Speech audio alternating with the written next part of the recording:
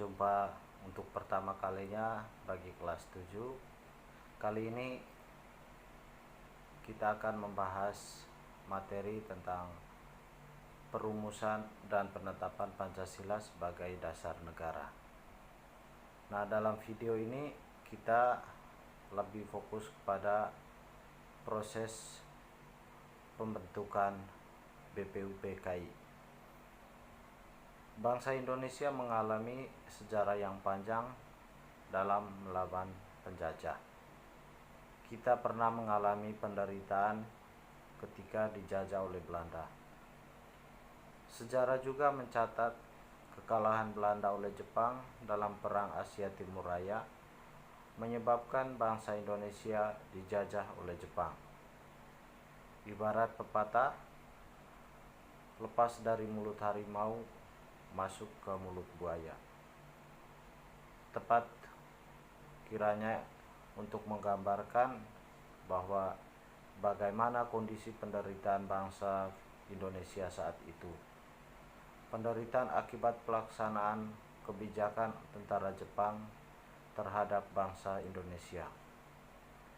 Nah, ada beberapa kebijakan tentara Jepang yang sangat menyengsarakan bangsa Indonesia waktu itu. Yang pertama, pelaksanaan kerja paksa. Hal ini menyebabkan banyak laki-laki Indonesia dikirim ke Burma atau sekarang dikenal dengan Myanmar untuk melakukan pekerjaan pembangunan dan pekerjaan berat lainnya dalam kondisi yang sangat buruk. Ribuan orang Indonesia meninggal dan hilang pada saat kejadian itu berlangsung. Yang kedua, pengambilan paksa. Saat itu tentara Jepang mengambil makanan, pakaian, serta keperluan hidup lainnya secara paksa dari keluarga-keluarga di Indonesia tanpa memberikan ganti rugi. Yang ketiga, perbudakan paksa. Perempuan-perempuan Indonesia banyak dipekerjakan secara paksa oleh tentara Jepang. Selain itu, banyak yang ditahan di kamp-kamp tahanan dalam kondisi yang sangat buruk. Jepang mulai menguasai Indonesia setelah Belanda menyerah di Kalijati, Subang, Jawa Barat pada tanggal 8 Maret 1942. Kedatangan Jepang semula disangka baik oleh bangsa Indonesia. Banyak semboyan yang dikumandangkan oleh Jepang saat itu, seperti Jepang Pelindung Asia, Jepang Pemimpin Asia, dan Jepang Cahaya Asia untuk menarik simpati bangsa Indonesia.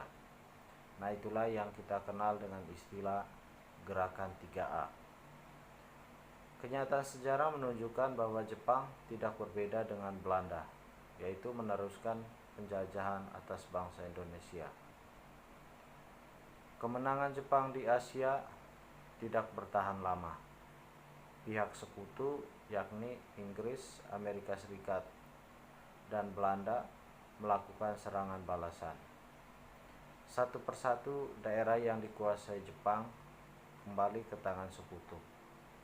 Melihat hal itu, pada peringatan pembangunan Jawa Baru tanggal 1 Maret 1945, Jepang mengumumkan pembentukan Badan Penyelidik Usaha-Usaha Persiapan Kemerdekaan Indonesia atau disingkat dengan BPUPKI untuk menyelidiki usaha-usaha persiapan kemerdekaan.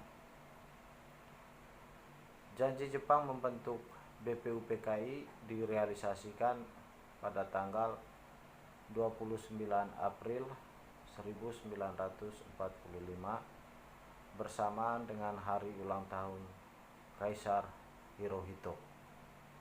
Secara resmi BPUPKI dilantik oleh Jepang dengan anggota berjumlah 62 orang yang terdiri atas tokoh-tokoh bangsa Indonesia dan 7 orang atau 7 anggota perwakilan dari Jepang. Nah, Ketua BPUPKI adalah Rajiman Widyodiningrat dengan 2 wakil dari Jepang. BPUPKI mengadakan sidang sebanyak 2 kali sidang secara resmi dan 1 kali sidang tidak resmi. Sidang resmi pertama kali dilaksanakan 29 Mei sampai 1 Juni 1945 membahas tentang dasar negara. Sidang kedua berlangsung tanggal 10 sampai 17 Juli 1945 dengan membahas rancangan Undang-Undang Dasar. Pada pelaksanaan sidang tidak resmi hanya dihadiri oleh 38 orang. Kegiatan ini berlangsung di masa reses antara sidang pertama dan sidang kedua. Nah, tujuannya untuk membahas rancangan pembukaan Undang-Undang Dasar 1945 yang dipimpin oleh anggota BPUPKI Insinyur Soekarno. Sidang BPUPKI dilaksanakan di Gedung Pancasila. Sejak berkuasa di Indonesia, Jepang dengan segala cara menguras kekayaan dan tenaga rakyat Indonesia. Hal ini menimbulkan kesengsaraan dan penderitaan bagi rakyat Indonesia. Namun penderitaan tersebut tidak menyurutkan semangat pejuang kita untuk meraih kemerdekaan. Berbagai upaya dilakukan bangsa Indonesia dengan menyusun barisan dan bersatu padu mewujudkan kemerdekaan yang dicita-citakan. Nah, itu secara singkat sejarah pembentukan BPUPKI. Nah, video selanjutnya kita akan membahas tentang perumusan dasar negara.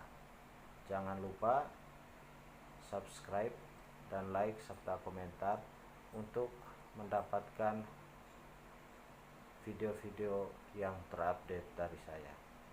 Terima kasih.